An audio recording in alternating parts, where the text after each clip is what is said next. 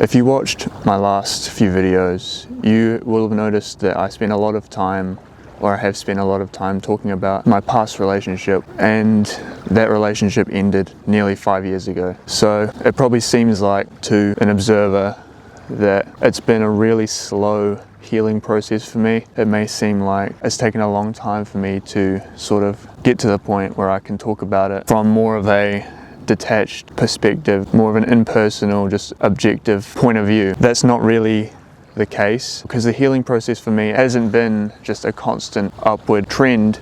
It hasn't been a linear journey. There's windows of clarity that I get when I can heal, but I've been very good at avoiding facing my actual feelings, avoiding the healing process entirely for almost all of those 5 years. And it's only recently that I've really been able to come to terms with everything and see it for what it was, without this lens that I put over it. I don't want my channel to be the breakup channel. I don't want my channel to be the relationship channel. I want to leave this in the past once and for all, but before I do that, there's something I really do want to talk about, which I think would have helped me if I had seen it, or if I had heard it before my breakup. There's a lot that I wish I knew before I went through my breakup that would have made not only the healing process easier for me, but it would have made things a lot better for the people around me. It would have made things a lot better for her after the breakup, because breakups aren't fun for anyone, unfortunately. As much as I wanted to dwell on my side of it and not really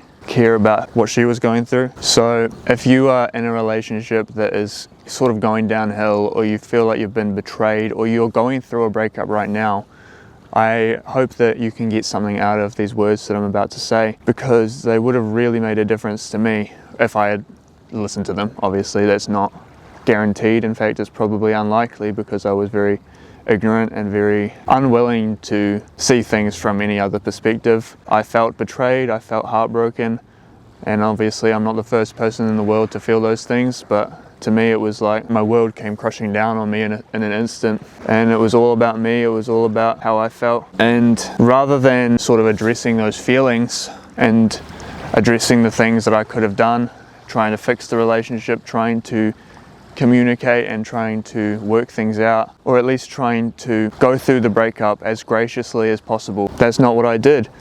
I made a big mess of it. I made it into a big drama, because I'm a diva, and I made life very hard for her during that breakup, which you could argue, and I did argue, was deserved. But no matter who you are or what you've done, you're a human being at the end of the day, and you deserve dignity and you deserve respect from the people around you, especially the people like me who I claim to love her. I claim to love her more than anyone I've ever known.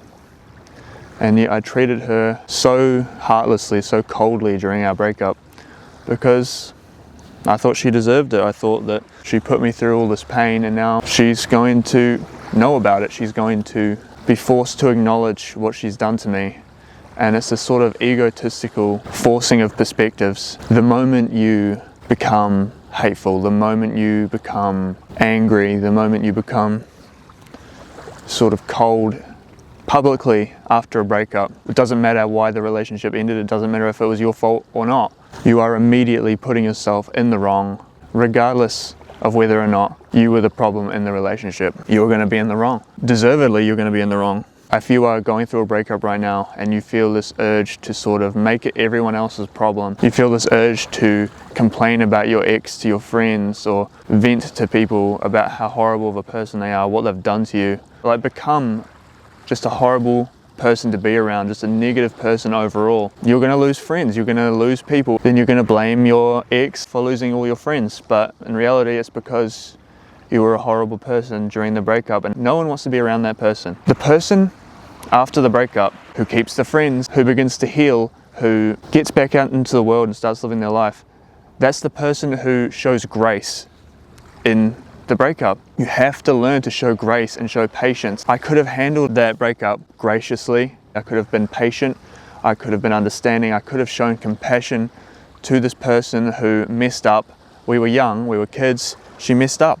And I retroactively became the bad guy in the breakup. The breakup had happened, but because of how I acted post-breakup, it doesn't matter what she did anymore. You're responsible for your actions alone. There are few things in life that you can control. And one of those things is your response to situations, how you handle different stresses, how you handle a breakup, how you handle getting fired, how you handle a bad customer. You can't control the customer, you can't control your girlfriend, you can't control your boyfriend, but you can control your reaction to what's happening around you, and that's going to determine how you are viewed by others. It's going to determine your place in this world, and it's going to determine your mindset. Believe it or not, if you start to think gracefully, if you shut out the negative thoughts, if you shut out the hateful thoughts, I hate this person, I hate this person. You literally loved them 5 minutes ago. You said they were the love of your life 5 minutes ago. I hate them because they betrayed me, they ruined my life. Those thoughts are going to deteriorate your mind, they're going to deteriorate your soul, they're going to rot your soul. They're going to make you miserable, and people around you are going to notice. And it doesn't matter if you are hiding it, it doesn't matter if you're masking it. If that's what's going on internally, there's no way that can't affect your external life. Like alcohol, like drugs, like gambling, like whatever. Anger and hatred, they are coping mechanisms. They aren't helping you progress in your life. They aren't actually moving you forward. They aren't helping you heal. You may feel less sad because you've replaced that sadness with anger, you've replaced that sadness with hatred, but in reality, you've just delayed your healing. You've just delayed it for when you eventually confront the true feelings. I never hated her, but I had convinced myself that I did hate her. I convinced myself that she was evil. I convinced myself that she was the worst thing that had ever happened to me, and in reality, she made a mistake, and how I reacted to that mistake that she made determined the person that I would be for the next 2 years after the breakup. It was horrible, and it was immature, and I ruined a good chunk of my life because of how I interpreted and how I reacted to that situation. And I lost a lot of friends, and then I blamed her. In reality, the only person I had to blame was myself, because I handled the situation incredibly poorly. And the relationship itself, it wasn't even beyond saving. There was so much I could have done. I chose to be a little whiny baby about it, and now I am still talking about it today. So don't use these coping mechanisms. I got into alcohol, I became bitter, I became angry, I became hateful, and I carried all of these thoughts around, and no matter how I acted on the outside, which wasn't much better than what was going on the inside, you aren't going to heal for as long as you have those thoughts. You aren't going to heal for as long as you let those things happen internally. When you're carrying those things around in you, it is corroding your mind, it is corroding your happiness, it's corroding your soul. Don't wait until 2 or 3 years later to start healing, to start forgiving, to start apologizing. That is stuff that you should start doing as soon as possible. Obviously, you're going to be hurt. I'm not saying don't feel hurt. I'm not saying don't feel sad. I'm not saying don't feel betrayed. What I am saying is that handle it with a level of dignity, handle it with a level of maturity. It's not just the other person that you're hurting when you're being hateful and angry. It is yourself. You are hurting yourself. And by the way, it's probably just as selfish to forgive someone for your own benefit, for your own peace of mind. You should forgive someone because that's what you'd want them to do for you. If you had messed up, you would want them to forgive you. If I had made the mistake she made, I would want her to forgive me as well. It would have torn me apart if the person that I loved acted like I did after our breakup. But at the end of the day, you are hurting yourself by being apathetic. You're hurting yourself by being nonchalant. You're hurting yourself by acting like you're not hurt, acting like you don't care, acting like nothing can faze you. You are hurting yourself. You're delaying your healing.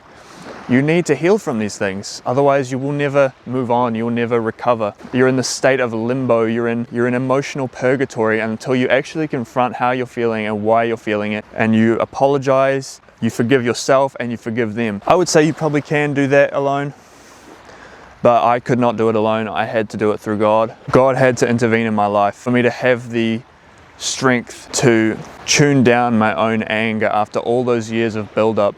After all those years of being hateful and angry, it would have been extremely difficult even to want to get out of that comfortable hatred, to get out of that comfortable state of nothing's my fault, everything is happening to me, and I don't have to take any accountability for anything because I am the victim in this. It's hard to want to leave that state because it's such a safe feeling, because you don't have to You're not responsible. It's not your problem. It's everyone else's problem but yours. It's a bad place to be if you don't have God with you. And it's not just in a breakup. This applies to all of life. If you carry around hatred or anger or lust or apathy or sadism or envy, if you carry around these heavy negative emotions, you might think that if you mask it well enough, it's not going to affect your external life. And it absolutely does affect your external life. And I'm not just talking through your actions. I'm not just saying if you have these things going on internally, you're going to subtly express these feelings externally as well. I'm saying even further than that, people can pick up on what's going on inside of you. If you carry around emotions this potent, if you carry around feelings and thoughts this vivid and horrid, people notice, people pick up on it. Animals notice, animals will treat you different. Children notice, adults with discernment will notice these things. People notice when you carry around evil for that long, because the rot of your mind, the rot of your soul, it reeks. And people who are sensitive to those things of hatred and anger and lust and envy and sadism, it's not going unnoticed. People will treat you different. It will affect your life, whether you think it does or not, whether you think you can hide it or not, you can't. And also there is the side of it where what's going on in your mind will be what you put out into the world. I didn't put out any kindness into the world until I forgave myself, forgave my ex, and now, nearly 5 years later, I'm still going through my healing process because I put it on pause for so long. All of this healing could have been done years ago. All of this healing could have been achieved years ago if I had just shown grace in my hardship. When I say that people will notice when you have these feelings, these struggles, these battles going on, they'll notice the hatred on your breath. It's not just good people that notice. Negative forces, whatever you want to call it, negative forces pick up on these things as well, and they'll use it against you. They'll manipulate you with these feelings.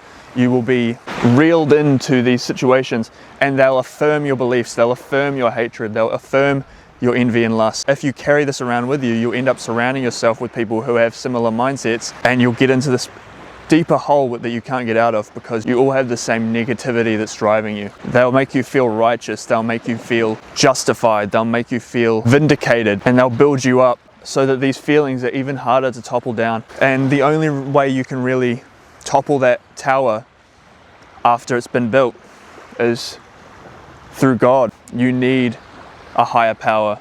You need God. And that's really how I did it. I could have prevented it initially by reacting with grace, but once I had set the dominoes in place, there was a very slim chance that I would find my way out on my own, just because you justify these things in your mind and you're in this sort of echo chamber of hatred and anger that you really need someone to pull you out of, or something to pull you out of. It's harder the longer you're in that hole because there's forces that will try to pull you deeper in, especially if you reject help. And as I've entered my healing journey, as I've cleared out the attic, you could say, cleaned up my thoughts, cleaned up my actions, cleaned the way I'm living, left behind coping mechanisms, left behind the anger, the hate, everything that was dragging me down, I've noticed people treat you different. Animals treat you different. What's going on inside your mind, you can't hide it. It's actually incredibly naive to think that you can just do whatever you want, but as long as there's no witness, it's not going to affect the world around you, it's not going to affect your life at all. To think that there's no consequences, to think that integrity is sort of this abstract concept that doesn't manifest in the world, I don't think that is true. There are consequences to what you do in your private life. There are consequences to what you think in your head. And you'll find that out very quickly, no matter which side of the scale you're on, whether you are an incredibly noble and selfless and righteous person, or whether you're the opposite. How the world treats you is going to change depending on what's going on. I messaged her a couple years ago and I apologized for everything that I said, everything that I did, the way that I acted after our breakup, and I put it all on the line, and I told her that I forgave her. The weight that was washed off me when she called me and we spoke for hours about how sorry we were, and the weight that fell off of my shoulders when I released the hatred that I was holding for this person who I claimed to love with my whole heart, which I did. It was a belief that I hated her that I used to cover up the heartbreak that I felt at the betrayal that I interpreted. If you're going through something like that and you feel a deep hurt that makes you want to just close off and hate this person and be angry, I would advise you don't do that. To try and forgive them as soon as possible. Ask God for help in that. Apologize for the role that you played in it. Release the burden of that anger and hatred, because it's going to drag you down if you just anchor yourself to it. And try to minimize the negative thoughts that enter your mind. And that's all I have to say.